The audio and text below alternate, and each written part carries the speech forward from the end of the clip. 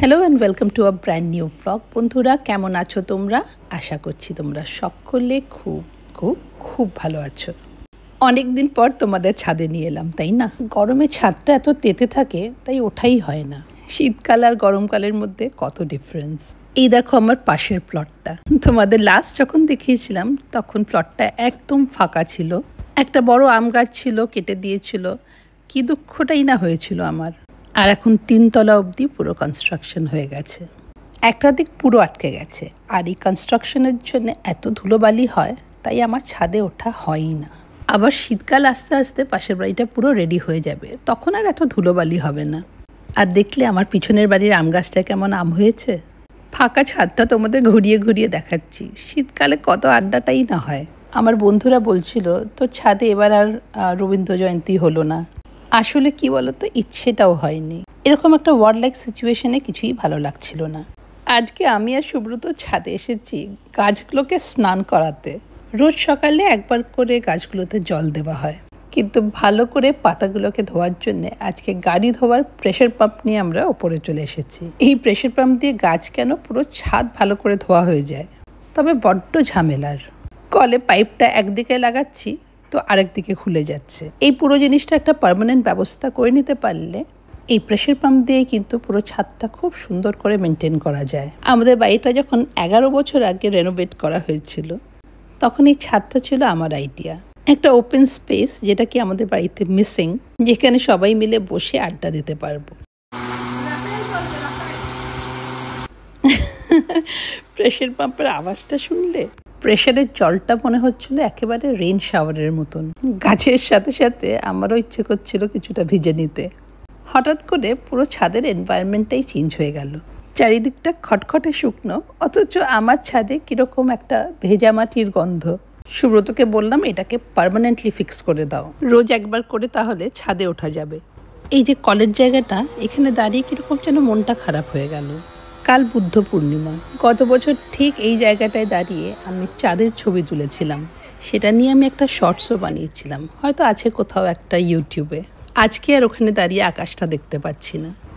এই গাছটা না, এই দুটো গাছ দেখো, এই দুটো গাছ, ওই নিম গাছটা আর এই আম গাছটা। এই আম গাছটা হচ্ছে, এই দেখো আম হয়েছে এই সাইডে। এই আম গাছগুলো না আমাদের না, কিন্তু এই সাইডে যেগুলো আসে সেগুলো আমাদের। যেরকম এই আমগুলো আমাদের। ওই দিকটা অনেক আম এসছে, এদিকটা অনেক আম এসছে। মাসিরা মাঝে মাঝে তুলে নিয়ে যায়, আমরা খাই না, কিন্তু মাসি খায়। মাসি নিয়ে যায়, মিঠু টিঠুরা নিয়ে যায়। আজকে কিন্তু চাঁদটা এদিক থেকে উঠেছে, আর গাছের ফাঁকে চাঁদটা দেখতে এত সুন্দর লাগছিল, আমি তাড়াতাড়ি করে নিজের ক্যামেরাটা অন করলাম। অন্ধকারে ফ্ল্যাশ লাইটটা জ্বলে উঠলো। অন্ধকারে বুঝতে পারছিলাম না, হঠাৎ দেখলাম গাছে কত আম। সুব্রতর মোটামুটি জল দেওয়া কমপ্লিট। আমি বললাম চলো একবার উপরে ওঠা যাক। কতদিন পরে উপরে উঠেছি বলো তো। মুনলাইট নাইট, খোলা আকাশের তলায় ছাদে যদি আমি আজকে না উঠতাম, এই মুহূর্তটা মিস হয়ে যেত। How beautiful.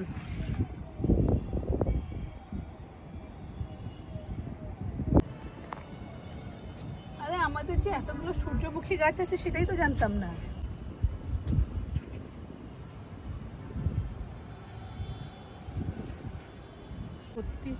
জবা গাছগুলো কোথায়? ওই সাইডে, ওইদিকে। আসলে জল দেওয়া হলেও এত রোদ না, শুকিয়ে যাচ্ছে। এই যে আমার জবার কুড়ি, সকালবেলায় সুব্রত এসে এগুলোকে তুলে নিয়ে যাবে। এটা হচ্ছে পিঙ্ক আর এটা হচ্ছে পিচ, এটা লাল। একটা করছে সুব্রত, জল দিচ্ছে। উপরের ছাদের জল দেওয়ার ব্যবস্থা এখানে। আচ্ছা, এটা পাখিদের। আচ্ছা, এই বাটিটা হচ্ছে জল ভরে রেখে দেয় সুব্রত, পাখিরা এসে জল খায়। তুমি তো সকালবেলা এসে রোজ জল দাও না? রোজ জল ভরে দাও, ফ্রেশ জল।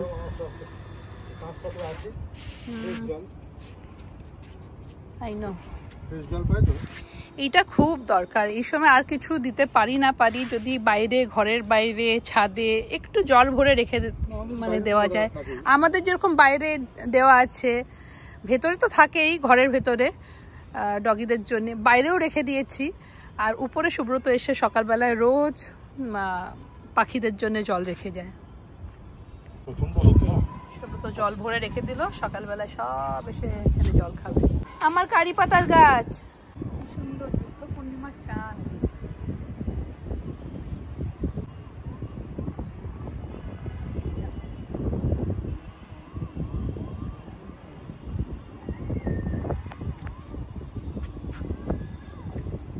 এখানে প্রেসার পাম্প আছে না? ওই তো পিছন দিকে। Nice nice. এখানে তো জল দিলে প্রচুর প্রেসার আসবে। এখানে তুমি একটা ট্রাস্ট বাস্কেট থেকে ওটা কিনতে পারো, এটা দিয়ে পুরো জল দেওয়া যায়। আর এখানে প্রেসার ভালো না, এখানে অনেকটা প্রেসার। না ঠিক আছে, ওটা দেখলে হয় একটা। হ্যাঁ, এইখানে তোমার খুব ভালো হবে, বিকজ ইউ হ্যাভ প্রেসার, মানে জলের প্রেসারটা ভালো এখানে। উপরটা পুরো জল দেওয়ার জন্য খুব ইজি হয়ে যাবে তারপর। আর উপরে তো রেগুলার জল দিতে হয় না, এভরিডে। অনেকটা সময় উপরে কাটিয়ে নিচে এসে সোজা ঢুকে গেলাম রান্নাঘরে। রাতে রুটি দিয়ে খাওয়ার জন্য আজকে পটল পোস্ত বানাবো, সেটাই ছিল প্ল্যান। এবার পোস্ত খুঁজতে গিয়ে দেখি পোস্ত নেই। পটলটা ছাড়িয়ে ধুয়ে রেখে ওপরে গেছিলাম, ভেবেছিলাম এসেই তাড়াতাড়ি করে বানিয়ে নেব, কতক্ষণ আর লাগবে পটল পোস্ত বানাতে। এইসব তরকারি গরম গরম রুটি দিয়ে খেতে দারুণ লাগে। একজনের হাতে রান্নাঘর থাকলে কিন্তু এইসব হিসেবগুলো মেয়েদের মাথায় থাকে। তেল, নুন, চা পাতা কখন শেষ হলো সব কিছু মাথায় থাকে। কিন্তু যখন রান্নাঘর দুজনের মধ্যে ডিভাইডেড হয়ে যায়, তখন মাঝে মাঝে এইসব কমিউনিকেশন গ্যাপগুলো হবেই হবে। পটলে এবার কি দেব না দেব ভাবার আগেই পটলটাকে ভাজতে বসিয়ে দিলাম। রান্নাঘর কিন্তু একটা ক্রিয়েটিভ জায়গা। আমার তো বেশিরভাগ সময় রান্নাঘরে যখন ঢুকি মাথাটা একদম ব্ল্যাঙ্ক থাকে, তারপর যা সামনে থাকে সেটা দিয়েই কিছু না কিছু একটা তৈরি হয়ে যায়। এরকম হঠাৎ করে বানানো অনেক রান্নাই আমি দেখেছি ভীষণ ইউনিক খেতে হয়েছে, তারপর সেটাকে অনেকবার বানিয়ে টানিয়ে একেবারে পেটেন্ট করে ফেলেছি। যাই হোক, আজকে পোস্ত না পেয়ে চারমগজ আর কাজু একটু গুঁড়ো করে নিলাম, আর তারপর নিরামিষ তরকারিতে আমি যা যা দিই সেই সব দিয়ে একটা পেস্ট করে নিলাম। টমেটো, কাঁচা লঙ্কা, আদা, শুকনো লঙ্কা, জিরে ধনের গুঁড়ো আর একটু কিচেন কিং মশলা।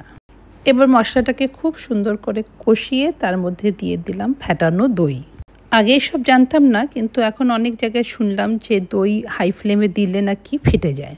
তাই আজকাল যখনই দই অ্যাড করি আমি আগে একবার গ্যাসটা অফ করে নিই, তারপর দইটা অ্যাড করে একটু নাড়িয়ে তারপর আবার ফ্লেমটা অন করে দিই। সুব্রত বড় বড় পটল বেছে বেছে নিয়ে এসেছিল পটলের দোরমা খাবে বলে।